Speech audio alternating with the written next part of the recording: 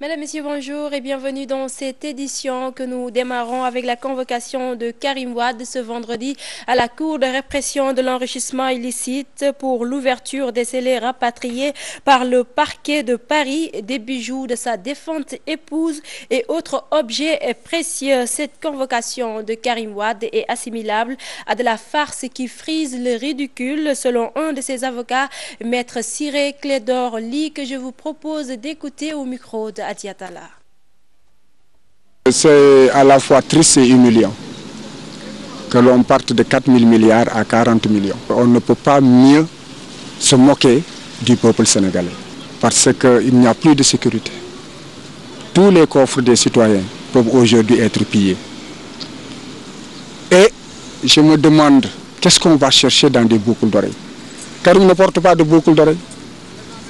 Qu'est-ce qu'on va chercher dans des morts qui ne marchent pas? Et je pense que c'est quand même triste. Ils ont un bien triste trophée qu'ils veulent exciper. La conséquence, c'est qu'ils sont désemparés. Et aujourd'hui, je pense qu'il appartient peut-être à l'équilibre des pouvoirs de jouer. Ou l'Assemblée nationale de dire arrêtez cette farce. Ou au président de la République, à son gouvernement de dire à la justice arrêtez cette farce au nom de l'équilibre des pouvoirs.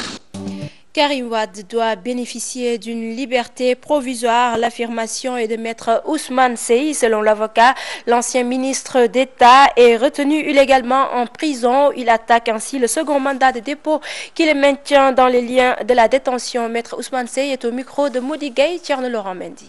Nous avons déjà commencé à jouer ce rôle en partenariat avec les SFD, en octroyant déjà dès 2014 1,6 milliard de nos ressources envers les SFD pour atteindre les cibles prioritaires que sont les femmes, les jeunes et le monde rural. Mais ce n'est pas suffisant. C'est vrai que l'année prochaine déjà nous avons doublé cette enveloppe puisque en 2015 nous avons prévu de mettre 3 milliards déjà, mais ce n'est pas suffisant. Je disais tantôt qu'on a un gap de financement de 40 milliards.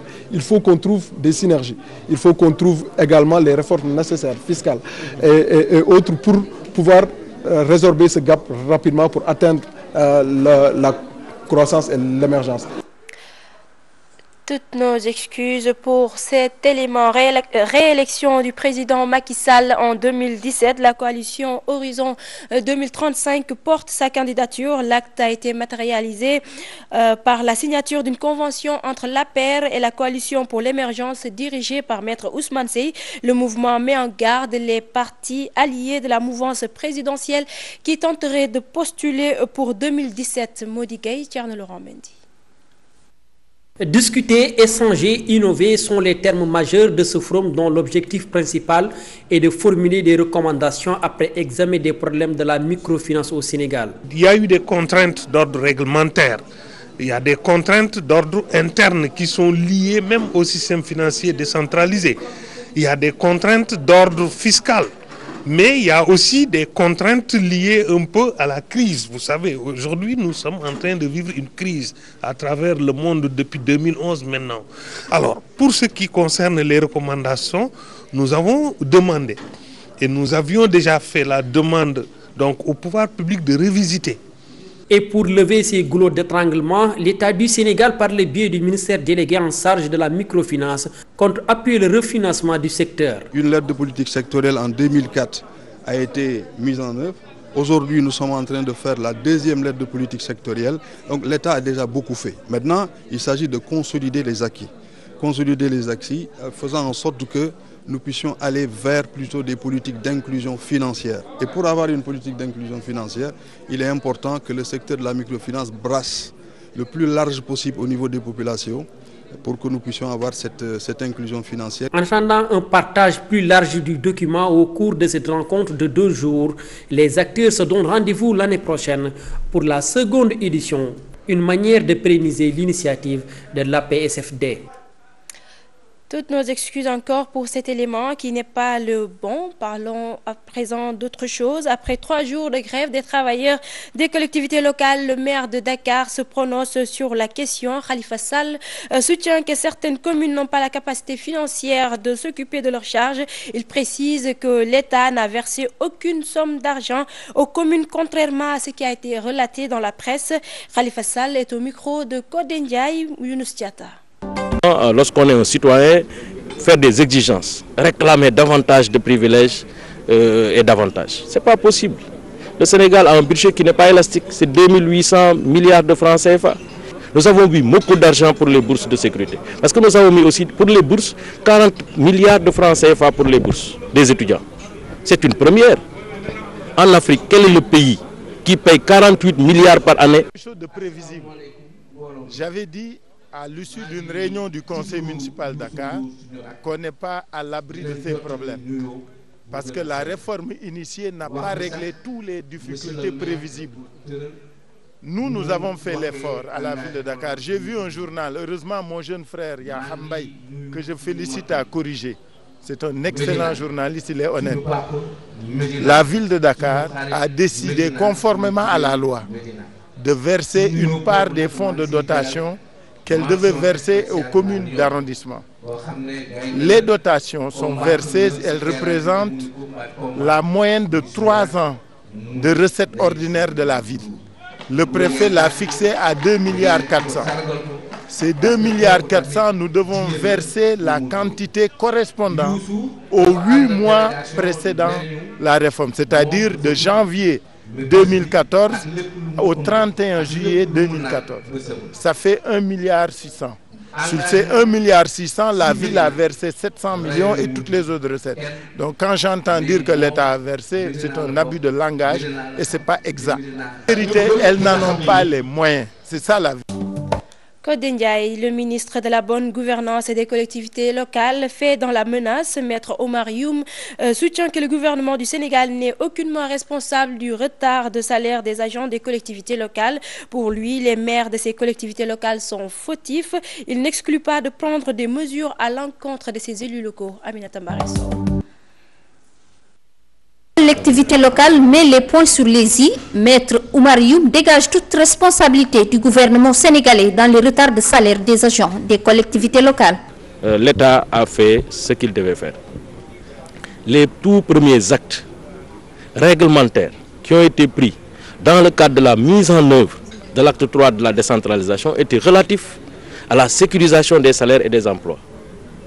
À ce jour, l'État a pris toutes les dispositions qui étaient à sa charge pour sauvegarder les emplois et préserver le paiement des salaires. Maître Oumar Youm dit ne pas comprendre l'attitude des exécutifs locaux concernés par ce retard dans le paiement des salaires. L'État ne peut pas entrer dans les bureaux des maires pour faire des fiches de paie, pour faire des mandats, pour faire des ordres de virement. Ça incombe aux exécutifs locaux qui doivent le faire et qui ne l'ont pas fait. Certains membres ont voyagé. Par voie de conséquence, j'estime que dans cette affaire, l'État n'a aucune responsabilité. C'est des exécutifs locaux qui ont été élus à l'issue des élections du 29 juin 2014 qui doivent accepter d'assumer leurs responsabilités. Il va même jusqu'à menacer les exécutifs locaux anticonformistes aux nouvelles réformes. C'est une délégation de pouvoir que nous avons fait aux exécutifs locaux et aux collectivités locales. Si maintenant, parmi ces collectivités locales, 602 collectivités locales, 19 collectivités locales de Dakar continuent à mettre les populations en difficulté, à créer des conditions de dysfonctionnement, sans doute l'État prendra ses responsabilités pour apporter les correctifs qu'il faut conformément à la politique de décentralisation et à la loi. Le ministre des collectivités locales présidait un atelier de restitution sur le programme TAC Sénégal. Aminata Mbaresso, merci. La fiabilité des compteurs intelligents encore remise en cause par les populations de Grand Médine. Ses habitants persistent et signent les factures d'électricité. Ils ne vont pas les payer malgré la menace du directeur général de la Sénélec, Pape Dieng. Ils réclament son départ. Fatidien Modou Diop.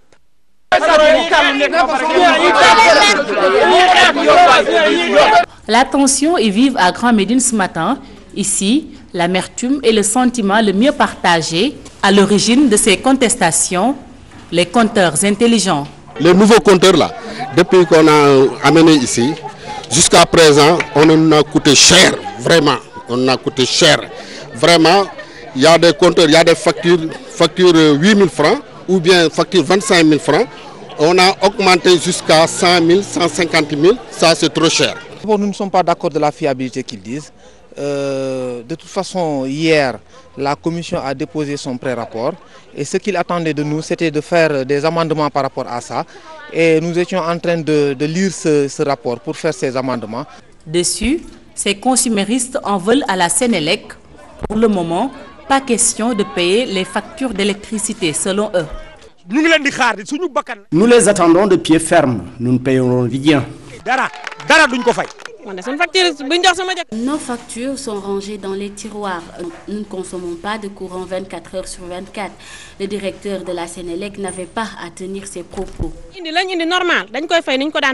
Les populations de Grand Médine campent sur leur position. Elles réclament les anciens compteurs.